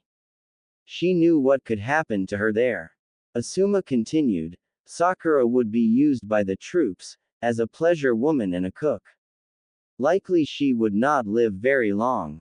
Choji and Ino both had tears rolling down their faces at hearing that. That's cruel and inhuman. Ino cried out. Asuma nodded once more. Sending someone to the legions is a last resort for Konoha. It is reserved for the worst and most incompetent of trainees. Hokage-sama normally just dismisses people from the military instead of doing that. The team sat in silence for a few moments before Shikamaru spoke up. I doubt that would happen to them, Ino. Unless the standards are ridiculously high, they should already be more than strong enough to pass now. Judging by how their uniforms fit and in spite of their being tired, I think the pair of them could defeat all three of us right now in a straight battle. Choji looked at Naruto and Sakura then back at Shikamaru. Are you sure, Shika? They look pretty wiped out. Shikamaru nodded. You both were so busy listening to Asuma-sensei that you haven't watched them. They have been quietly eating almost constantly since the food was brought up. I would guess that Sakura's chakra reserves are back up to a quarter of their normal level from being nearly empty less than an hour ago. Physically, they are each stronger than me and Ino and they would not fool around with flashy jutsu. They would move into disable immediately with kunai and taijutsu. They are not mere ninja anymore, Choji. They are soldiers as well. I think Naruto as he is now would easily defeat Sasuke. Ino chuckled, as if Sasuke-kun would roast him in a few seconds. Shikamaru shook his head. No, Naruto would beat him in a few seconds. Not with anything flashy, just go right about it and cut him down without a word while Sasuke was trying to brag about his superiority. Naruto smiled slightly. I might let him think he had a chance, Shikamaru. But I think that is about right. Asuma spoke up once more. Ino, I mentioned that most of Anbu comes from the military ninja. What I did not tell you is more specific. Nearly all Anbu come from academy students that were washed back to the military side from the elite side. Think about it. They had the skills and ability to make it through the entire academy program but lacked the one something a Jonin sensei felt was off to be a part of the elite. The military training and discipline added to that existing skill level and made them better than just academy or just military. I would not be surprised if in 5 years or so, both Naruto and Sakura would be invited to join Anbu. Choji was in so much shock hearing what Asuma had to say he never even noticed Naruto quietly getting the last piece of meat. Since the class had demonstrated ability at wall climbing, the chakra instructor wasted no time moving on to walking on water as the next skill. This took nearly a week for the entire class to master. Sakura managed to accomplish it the first day along with a few others, so they were tasked with variants of it like doing handstands or calisthenics on the surface of the water. The chakra instructor wasted little time with fancy high-powered jutsu. Each day he would have his students hold themselves to the rafters of the room while he taught his lessons. He taught simple D-class jutsu in the class. Using a simple water jutsu to fill a canteen by condensing the water from the air. Fire jutsu that could be held in one hand and used to cook meals without the need of a campfire. Earth jutsu that could allow hiding of trash and waste at a campsite. Wind jutsu to dry clothes if they got wet. The range of simple uses of jutsu the class learned made more sense for a covert force than the flash the elite ninja used. By the time that chakra and jutsu training was completed, the class would become true ninja, silent, unseen and skilled. Danzo-sama, the latest report from the instructor has been forwarded to us. There are several promising candidates we can have assigned to root members. Subject Uzumaki is showing great progress as far as self-control now. The agents watching him have not detected any contact with him in private outside of a dinner with some of their old academy classmates last month after Uzumaki and Haruno bumped into them. The agents are worried because the Jonin sensei of that team is Sarutobi Asuma. Have there been any attempts to contact Uzumaki in his residence? Our agents have reported none in all the time he has been in the program. They have to be careful to avoid the normal Anbu watch on the boy, but they are able to maintain surveillance. The dinner was the only contact with his former friends in months. Only subject Haruno has close ties to him now. She is on the consideration list. Danzo nodded. Send a message to keep Uzumaki alone after training tomorrow. Someone will have a talk with him then. Uzumaki, one of the instructors wishes to discuss your failings as a ninja with you after today's training session, the chakra instructor told Naruto. Haruno, there will be no need to remain waiting for Uzumaki today unless you have a pressing need for more push-ups. Naruto and Sakura both replied, yes, sir. Naruto watched Sakura trudge off as he sat to wait. Maybe this is the contact that the old man has been hoping for, he thought. Naruto heard a person open the door saying, Uzumaki, come with me. Naruto rose and followed the man he recognized as the first instructor who called him, Whiskers, all the time. He had never learned the man's name. The instructor led Naruto to an office and had Naruto sit in a chair facing away from the door. Wait here, Uzumaki. Don't turn around. A door across the hall was knocked on and it opened. Footsteps crossed the hallway and the office door closed. Naruto could hear two people behind him. Uzumaki, we have a problem to deal with. It seems you are up to the task for us. Right now you are on the cusp of failing out of our little program along with your little friend. Your discipline problems have all been documented and will count against you when the final scores are added up. If you decide to help us with this little problem, those records will disappear. What if I choose not to help, sir? Naruto asked. Then we will have no choice but to apply those records in full force, making both you and your little friend, Sakura, fail. You know what failure would bring for each of you. Yes, we know you still call her, Sakura-chan, when you are alone. Imagine poor little Sakura-chan being sent out as a conscript. Her first night being auctioned off to the highest bidder as a prostitute. That man taking her in various disgusting ways before tossing her to the rest of the men. Naruto's fist clenched involuntarily as the man so casually talked for a few more minutes about the treatment that would await Sakura. Finally, he asked, what would I need to do? Naruto slowly walked back toward his apartment. He did not know what he should do. If he rejected the mission, Sakura-chan would be sent out as a conscript. Visions of Sakura-chan being cruelly treated and raped danced in front of his eyes. The thought of it just made his chest hurt. She was a much nicer person to him now. She never yelled or hit him anymore. They even talked about small things together. She even smiled at him when no one else was around.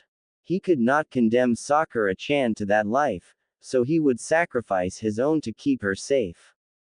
He would do what the people wanted of him to ensure that she would be alright.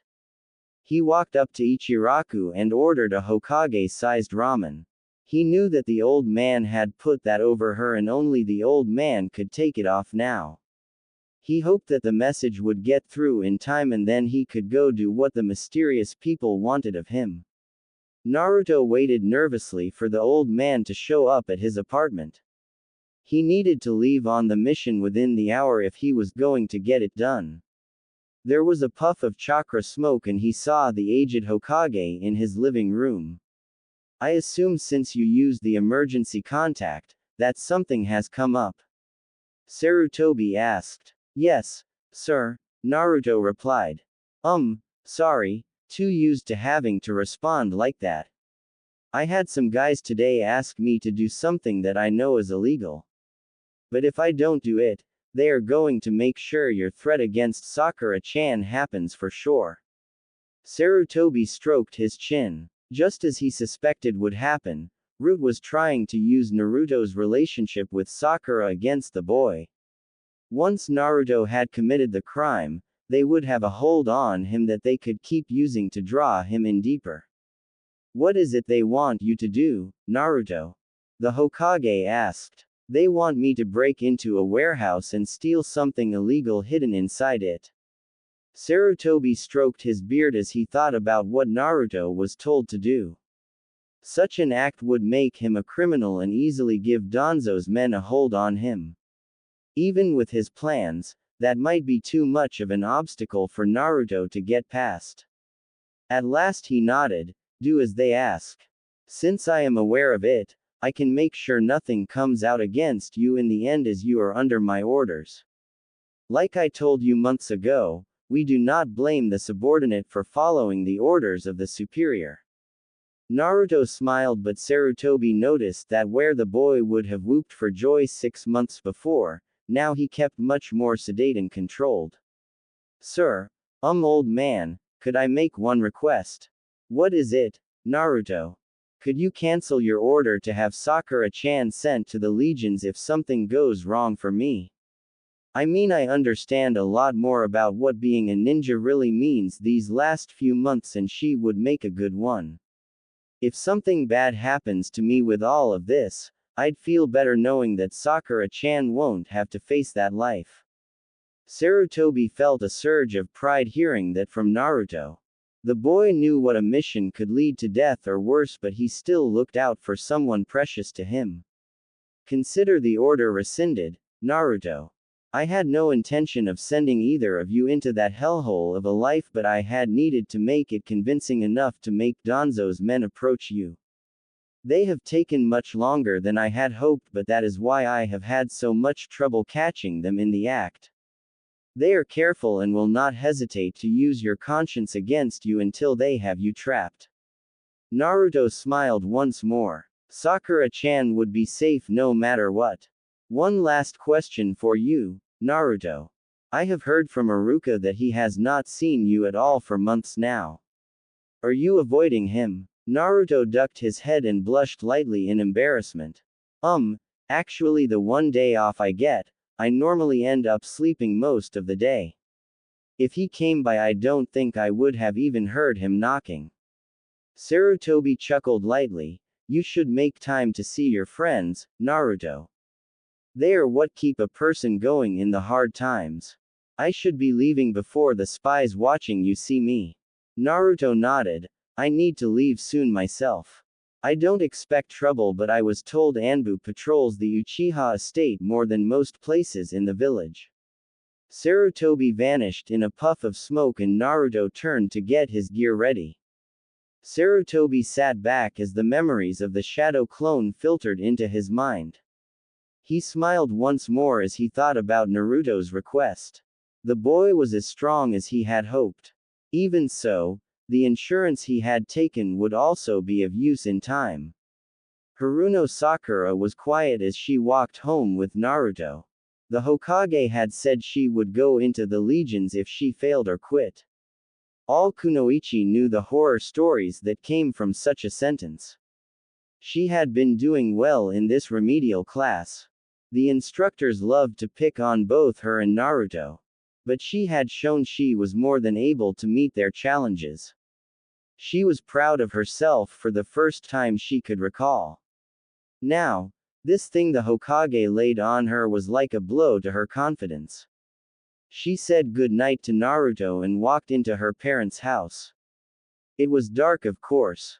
Her mother had been moved to a shift in the evenings now that Sakura was not in the elite program. It seems her mom's boss felt that keeping in the elder Haruno's good graces was not something he needed to do any longer. She felt guilty each night the house was dark on her arrival. One more reason she had to get through this. Since her father had died years ago on a mission, she was the only Haruno left as a ninja. Her dad's commander had kept his promise and gotten Sakura the appointment to the academy once she qualified to get in. There were more Harunos, but her uncle and cousin were not interested in being ninja. They were content with being bureaucrats. Sakura heard a noise in the living room and peered in as she was taught. "Come in, Sakura. It is your parents' house after all," a familiar voice called out. She stood straight and entered the room to see the Hokage sitting on her couch holding his unlit pipe. A pair of Anbu stood on either side of it, a bear and a cat. "I know I am not your favorite person at the moment, Sakura, but I have a reason for what I said this afternoon. Will you listen to what I have to say?" the Hokage said in a calm voice. Sakura bit her lip and nodded. "All right. Good," he said, smiling slightly. The Hokage gestured to the couch next to him and she sat as gracefully as she could.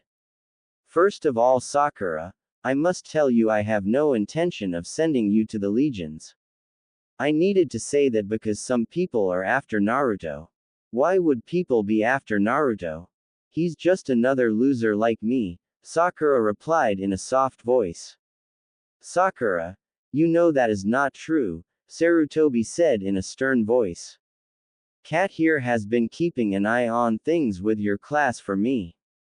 She is keeping me up to date on the progress of everyone along with keeping an eye on Naruto.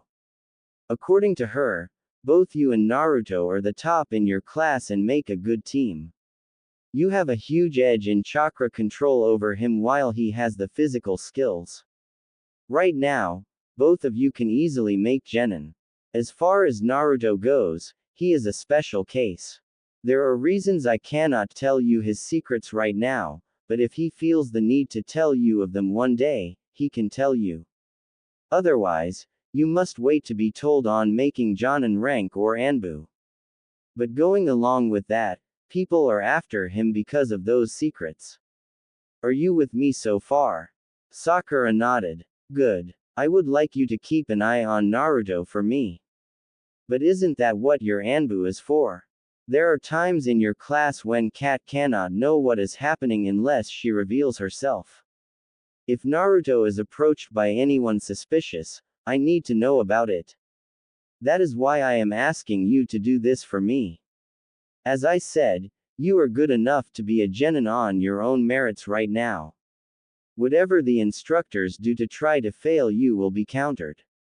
Several of them are working for the people after Naruto and will be removed when the time comes. All I ask from you is that you keep me informed of anything strange that happens with Naruto." Sakura bit her lip and looked down. She felt relief that the sentence was not hanging over her anymore. All she needed to do was keep an eye on Naruto. He had become her best friend over the past months.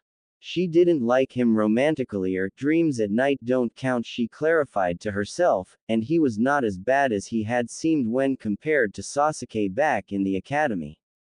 He actually had some good skills. She could keep an eye on her friend since she had been doing that already. "Would we be able to get back into the elite program?" she asked somewhat innocently. Bear chuckled softly behind his mask and Sarutobi smiled. "I will not make any promises to you, Sakura. All people who graduated but washed back are given a chance to get back into the elite once they complete the remedial course. If you make it back, it has to be on your own merits." Sakura smiled softly for the first time in days. A chance was something she had not even hoped for. But earning it would be worth more to her now with all she had gone through. She had come to value achievement through working for it. For years she had seen her future as a given but come up short due to a lack of effort. Now, she was better. "I'll keep an eye on Naruto for you, Hokage-sama." Sarutobi had been pleased with the meeting and set the details for informing him if something came up. This afternoon a message came that something had happened. Naruto had been asked to remain behind. Messages from Sakura, Kat and finally Ayame arrived quickly. He was proud of them all for trusting an old man and proving his trust in them. He wished Asuma had been as accommodating. Damn it, Dad, I just got in from dinner with my team. We ran into Naruto and Sakura. Those two are worn out. I don't know what kind of hell they are going through in that remedial class, but it is way beyond what normal genin should be getting. I know it is. I have Kat keeping an eye on them. She is keeping me informed. Asuma growled. Informed is one thing, Dad. They are going to break on you and your whole gambit is going to go down in flames. If I didn't know Sakura was acting about how she would be going into the legions, I would have believed her. Sarutobi went into a secret panel on his desk and pulled out a folder. Asuma, look at this list. This is the list of people that Mankoga was working with. We have confirmed over 3 dozen root members since then, and that does not include current shinobi. If they rise up against Konoha, the results could be devastating. I have so few people I can trust involved in this that I do not know if I will even wake up in the morning. I need to think of Konoha as a whole. If Root takes this place, over hundreds, thousands will die in wars started by that lunatic. He has been working in the shadows for decades, hidden from me, hidden from Minato. Several members of the clan council are on that list, Asuma. If I am forced to risk the lives of 2 genin, even if one is Minato's boy, in order to keep thousands of ninja and tens of thousands of civilians safe and happy, then I will do so. I may not like myself afterwards and I will pay for my choices with Kami, but I will do what needs to be done for the benefit of the greatest number of people. Asuma watched as his father was both a strong leader and a tired old man as he spoke. I have done much worse than this in my lifetime, Asuma. I just pray that the path I set finds them safe at the end of it. I would rather it was me taking the risk, but even I cannot do everything. Naruto slid into the police contraband warehouse with more ease than he had expected. The key code he had been given for the door worked as he was told. There were few guards on the buildings as Chunin and Genin squads had taken over most of the security duties that police used to handle before the Uchiha massacre. His only real concern was the random Anbu patrols in the area. He found the box he needed quickly and removed the items. This was much easier than it had been getting into the tower for the scroll for Mizuki. He just reminded himself he was doing this for the Hokage to get the true thieves and traitors. Voices outside the door made him stop and wait. A team was now guarding the door and he was trapped. He had taken too long. He slid a short distance away to a point where he could not be seen if it opened and listened. Time crept by slowly. He needed to get this to the meeting point in order to succeed. He barely heard a faint tinkle of breaking glass. Footsteps leaving the door stirred him to action. He moved back to the main door and listened. Silence. He keyed in the code and the door opened. With no noise he slipped out the door and closed it behind him. Then he was moving away to become one with the shadows and his escape. He barely made it to the meeting point in time. Place the items on the ground and leave, Uzumaki. You will be contacted soon. Naruto could only nod and leave to head back to his apartment. He avoided all the patrols he could detect, but he never noticed one shadow. Bright green eyes watched him from it and a stray thought crossed the mind behind them. What the hell are you playing at, Naruto? Naruto stifled another yawn as he waited for the instructor to continue with the lessons. He already had done 3 sets of push-ups for yawning in class today. He really did not want any others. 1 more week to go and the remedial class would be completed. He was confident in his abilities now and his chakra control was good enough that he could create as few as 5 perfect clones. Daily exercises with chakra use were routine to him now. The morning obstacle course was done over stations surrounded by 2 feet of water instead of sand. The leaping and jumping without falling in was not difficult. But the crawling along the surface without falling in was always a challenge even for the best of them. Even Sakura had fallen in off and on that one. He wondered why he was so tired lately. Sakura was also feeling the edges of exhaustion by mid-afternoon. None of the other students seemed as tired as the pair of them. It had been growing worse since his secret mission for the person he never saw. More often than not, he carried Sakura home at night while she slept against his back. A kunai embedded into the desk before him. Uzumaki. Wake up. I guess you want a record number of punishments in one day, don't you? Since Haruno was sitting with her eyes closed as well, she can join you. Yes, sir, both genin said as they began doing the required push-ups and counting each one out loud. I want both of you to remain after class today. We need to discuss your behavior. Hours later and even more tired, Naruto and Sakura were waiting for the instructor to come in. They had already been waiting for a half hour when the man walked in. Good. Neither of you is sitting down. You are not as dumb as some of the students I have had. Now, what the hell is wrong with both of you? The past few weeks you both have been slipping up badly. You are falling asleep in class and I have seen Uzumaki carrying you home almost every night, Haruno. Are you eating right? Are you not sleeping at night? What is going on? Sakura answered first. I don't know, sir. I have been getting 9, sometimes 10 hours of sleep a night and I have been eating twice as much as I did in my academy days.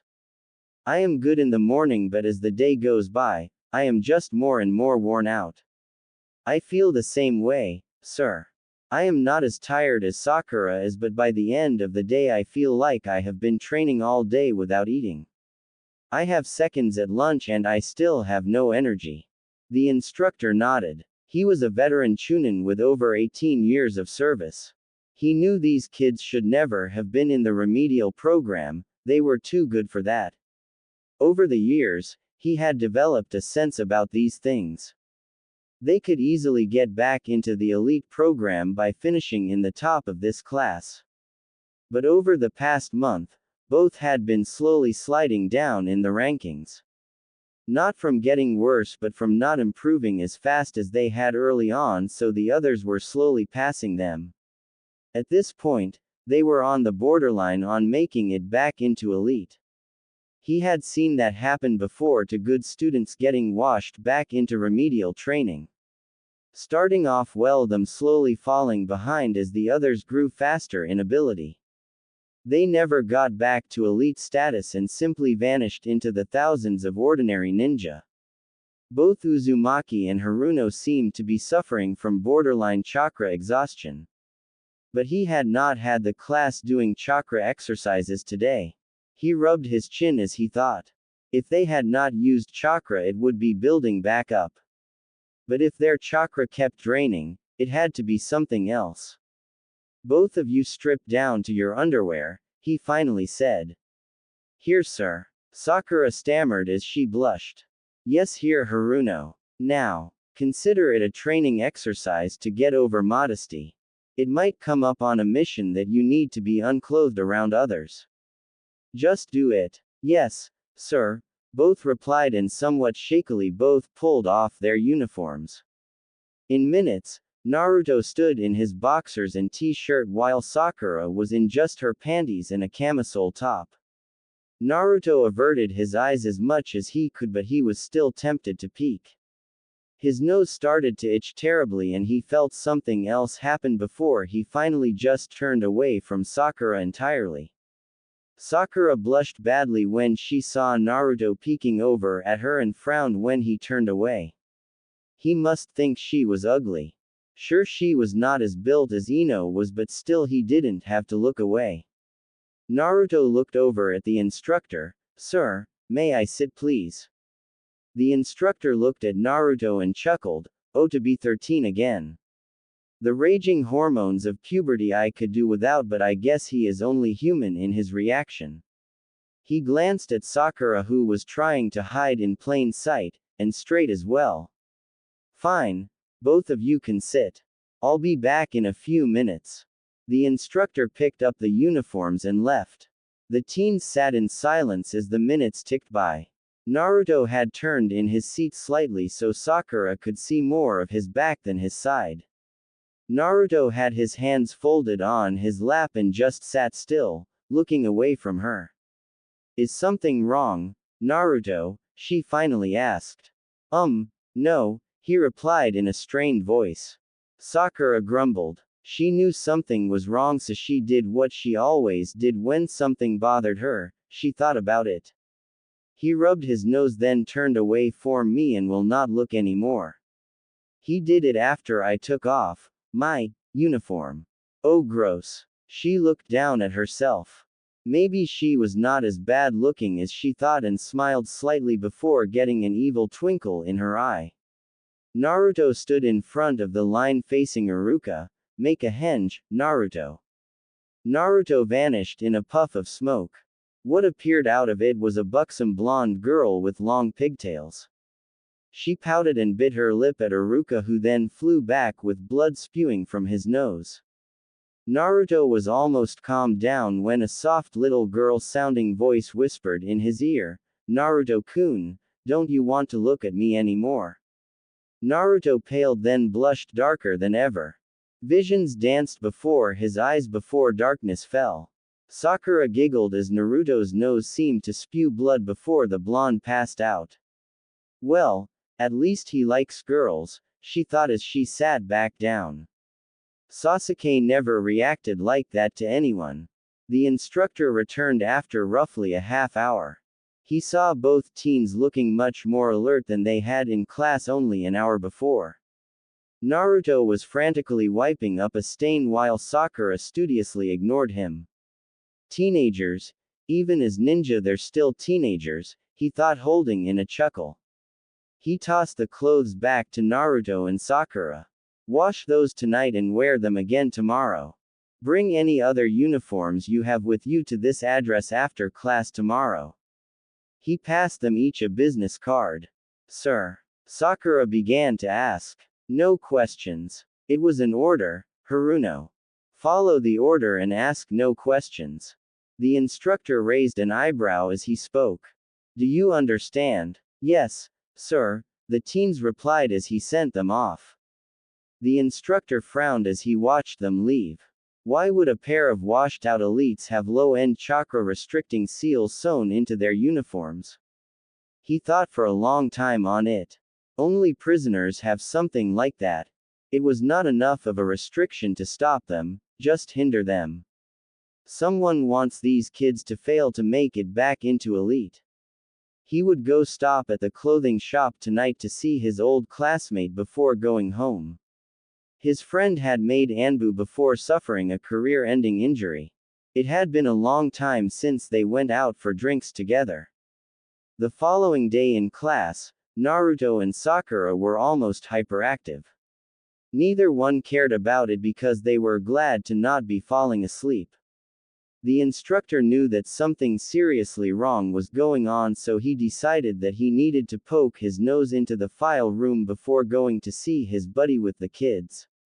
He looked through his own personal class notes for elites that he remembered as failing the remedial class.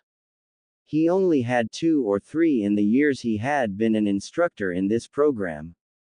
Looking at it now with a recent knowledge of a pattern, he could see it quite easily. He went to the main file room for the training center to see where those students had ended up. The file room was rather large as a good number of elite program trainees came through this center.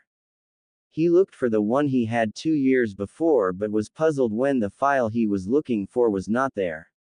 That is strange, I know he graduated. I passed him after all. His name is not even on the graduation list in this file now. What could have? Danzo-sama, we have a problem. Next chapter. Into the fire. End notes. Things are getting ugly down in the shadows. Multiple things happening and no one knows everything. There are a few more clues to the big picture and how Root gets its hands on higher quality recruits in my story. Not as much direct on Naruto and Sakura this chapter because I needed to set the stage for the last scenes of the first act of this tale. The whole sending them to the Legion's bit is a red herring cover story. Sakura is not going to be sent there to be raped and killed. Shame on the people who wanted that to happen. Into the fire. Naruto and Sakura waited at the clothing shop for over an hour before someone called them into the back. A man with a heavy limp gestured for the uniforms they both carried. He was gruff but not rude to them. So you two are Ito's students, huh? The ones he was bringing over for new uniforms. I'm not sure. We only called our instructors, sir, Sakura replied. I talked to him last night. Pinky and Whiskers were the pair he talked about. That's you two.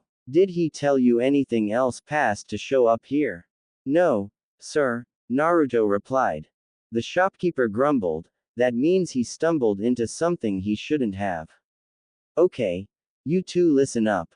There is a lot going on in Konoha and somehow the pair of you are now in the middle of it and deeply involved in something you're not ready for. He pointed at a label in one of the uniforms. See this?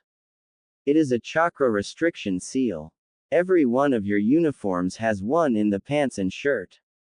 Where did you get these clothes? Naruto looked shocked but stuttered out, from the quartermaster, before shutting up. The boy wilted under the shopkeeper's glare at giving such shoddy information until Sakura answered, our first instructor at the remedial classes sent us there for uniforms. We did not think anything of it because we had no other suitable clothing. The shopkeeper nodded. That makes sense. Someone was trying to set both of you up so you could not make it back into the elite program. Then you could just disappear when you are out of sight.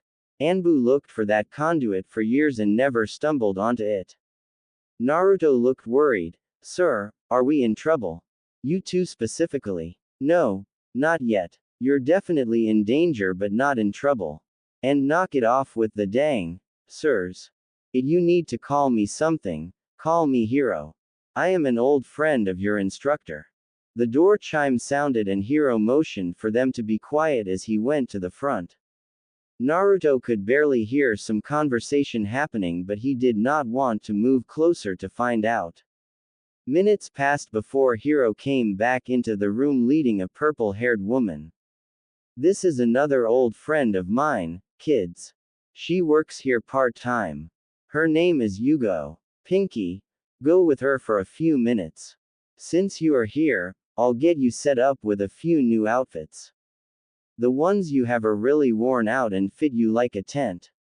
It was a good thing Ito suggested you come here instead of the quartermaster this time. Yugo offered to help Pinky because I hate helping Kunoichi find clothes. Sakura looked confused but followed Yugo out to the main part of the store after Yugo glared at Hiro. Hiro then turned to Naruto and spoke in low tones, when you next get a Hokage-sized ramen delivered, tell your friend that Blue Aardvark says hello and is waiting for the word with all of his friends. Now, this is not something Pinky needs to hear, understand? Naruto nodded slowly and was intimidated by the change in the man before him. Good. I have some idea of what is going on. Don't ask me how or why, just listen. Root is very interested in you. They are not your friends. They are planning something big in the next few months and you have become a part of their plans. Yugo tells me my friend Ito is in the hospital right now and he may die. He found something out and now those bastards are going to pay for hurting him. You have kept a lot of things quiet up until now but in the next few weeks you will be forced to pick a side. Make sure it is the right one. Naruto could only nod slowly as his fear grew. The man in front of him grew less intense after a few seconds and smiled. So, what size pants you going to need? You look like about a 30 inseam. I'm a 29, Naruto said confused. Meh. Go with the 30, you'll be hitting a growth spurt eventually, Hiro said. Oh, geez, stop looking so scared.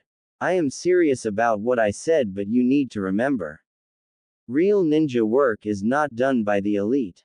It was done by people like me. The elites are good, but we are the best. Yeah, Ito never mentions it to anyone. He didn't make the cut. But no matter what someone else may say in the next few months, elite is not the best there is. Anbu is. You are Anbu only when you have earned the right from your peers. Being Anbu means you are Anbu for life.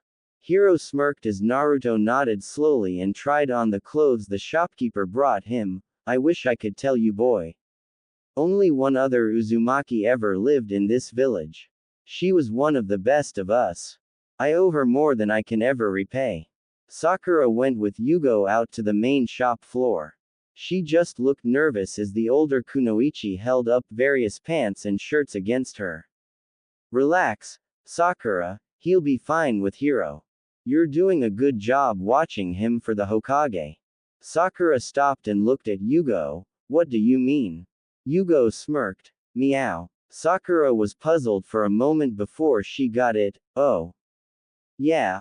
Oh, I saw that stunt your instructor pulled yesterday with the uniforms. I was tempted to kill him for it, but someone else almost beat me to it. Yugo looked unconcerned as she held up a different dark-colored shirt against Sakura. This one should fit you better than those standard rags of yours. Go try it on. Sakura was almost freaking out.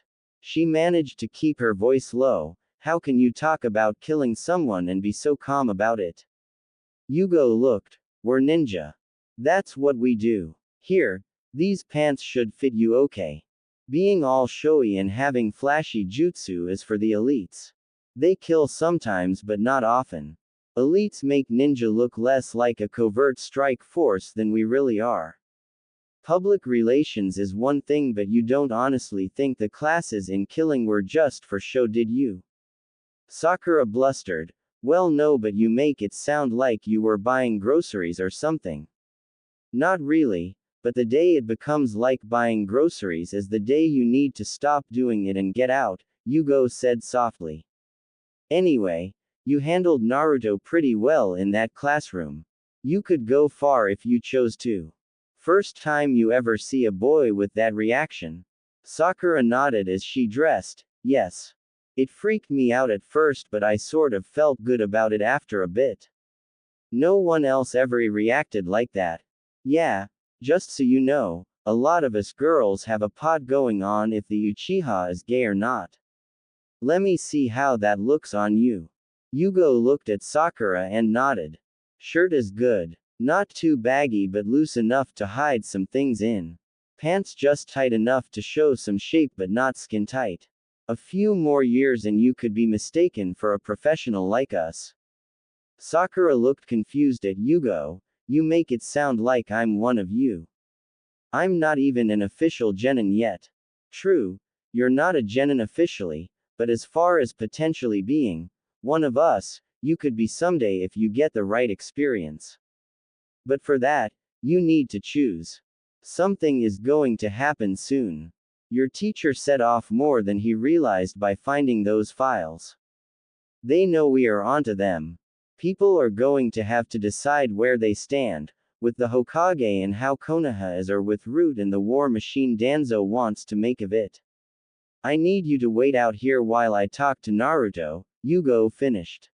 Sarutobi looked at the ninja laying in the ICU. Multiple stab wounds littered his back and chest. I need to know what happened for certain. Kat tells me he found something in the files, but she couldn't tell exactly what. The entire drawer was covered in blood. Something about the most recent washbacks. He sighed as he looked over to a second ninja in a similar state. This one I did not even suspect of being Root. This means they have infiltrated the training system as well. Danzo could have hundreds of ninja in Root by now and the rest of us none the wiser. It all comes down to the contents of that file. Get back here quickly, Kat. I need that information. How could I have overlooked having Naruto tell me who contacted him? Danzo-sama, we have a problem, the operative said. What is it? The crippled man replied in his rough voice. Our man in the elite remedial training program is in the hospital. We do not know why because Anbu have sealed off the area. All we know is that it was in the records room and 2 people were taken to the hospital with life-threatening wounds. A large amount of spilled blood was observed. Get people as close to it as possible. I need to know what happened, Danzo said in a low voice. Yugo walked into the back of the shop. Wow, Hiro, you have him looking like a chunin without the vest. Naruto, the Hokage needs to know why your current teacher would be in the records room of the training center. Is he the man who contacted you about doing that job for Root? Naruto looked over confused. What are you talking about? What job? Yugo was getting frustrated. First she had to help out a kunoichi find decent clothes and now the kid with information she needed to get for the Hokage was playing games. She grabbed Naruto by the shirt and pushed him hard back into the wall. One hand slid down into her fanny pack and pulled out her cat mask and held it over her face for a moment before continuing. The Hokage sent me to get some information from you, Uzumaki. He visits you once a week with a shadow clone to find out if anyone has contacted you. If something happens, you are to go to Ichiraku's ramen and order a Hokage-sized ramen to go and he would get to you as quickly as possible. I do not have time for word games with you, boy. Answer my questions. Who contacted you to do the job for Root? My teacher did. Hiro broke in. Ito could not have been your contact. No, it was the first guy who contacted me. I never knew his name. He never told us, Naruto said in a shaky voice. Ito talked to me some last night. He mentioned a few of his suspicions about what he knew and a theory.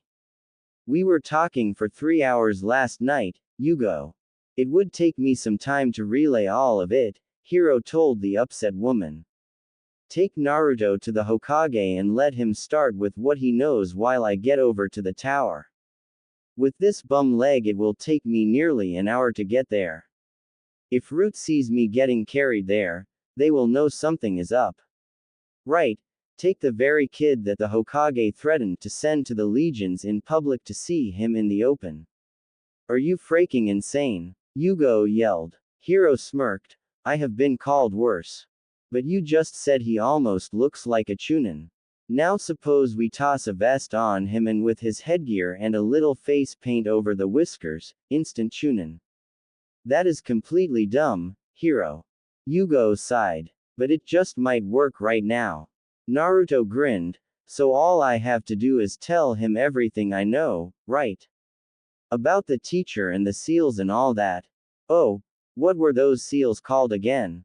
They heard a voice behind them, chakra restriction seals. Hiro and Yugo spun with drawn weapons and saw Sakura standing in the doorway. I heard the yelling and then half the stuff on the wall out there fell down. I'm surprised the shop next door is not coming over to see what is going on, Sakura explained. You kids are really beginning to piss me off. I need to get this information to the Hokage as soon as possible. The Hokage said that you think me and Naruto make a good team. Together we might have the information you need. I was there when we got the uniforms. They were doing this to me too. After yesterday, I am in this whether I like it or not, Sakura pleaded. Grr. I don't have time to argue this. Fine, you're coming too. Cover that hair and let's go. Hiro pulled out a pair of chunin vests and tossed them to Naruto and Sakura saying, I want those back when you get back here. Take the old uniforms too. The Hokage will want to see the seals. I'll get to the tower with what Ito told me. Yugo put on her mask while Naruto and Sakura fumbled with putting on the vests and headgear. They picked up the old uniforms and nodded. Let's go, said Kat. The trio managed to get to the Hokage without an incident. Sarutobi did a double take seeing Sakura and Naruto in their disguises but quickly took over an empty hospital room to discuss things. Naruto quickly told of the teacher who approached him and the seals in the uniforms. Sakura followed up with more information and the name of the person who provided the uniforms. Photographic memory does help sometimes, she thought. Kat told him that Hiro was getting to the tower with more information from his conversation the night before with Ito.